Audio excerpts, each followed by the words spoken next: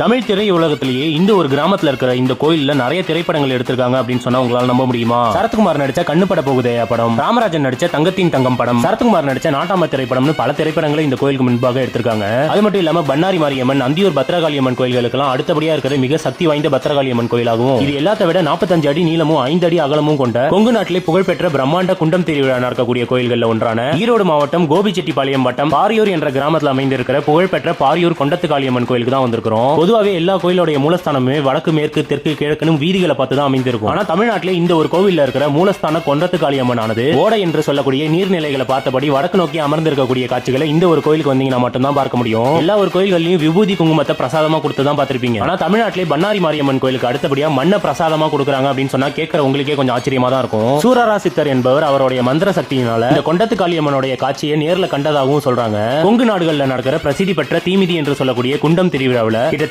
45 அடி நீளமும் 5 அடி அகலமும் கொண்ட இந்த பாரியூர் கொண்டத்துக்காளியம்மனுடைய குண்டம் திருவிழாவில் 1 லட்சத்திலிருந்து 1.5 லட்சத்துக்கும் அதிகமான மக்கள் தீமிதிக்கவும் செய்வாங்களாம். அப்படி தீமிதிக்கவுள்ள வரக்கூடிய சூடுகள் இந்த கோவில் காளியம்மன் முன்பாக இருக்கக்கூடிய தடங்களையும் உங்களால பார்க்க முடியும். அப்படி பக்தர்கள் வேண்டது கட்டாயம் நிறைவேறதுனால இங்க நிறைய பேர் வந்து குண்டம் திருவிழாவில் தீமிதிப்பாங்களாம். நீங்க அடுத்த முறை கோபிச்செட்டிப்பாளையம் போனீங்கன்னா மறக்காம பாரியூர் கொண்டத்துக்காளியம்மனை போய் தரிசனம் பண்ணிட்டு வாங்க.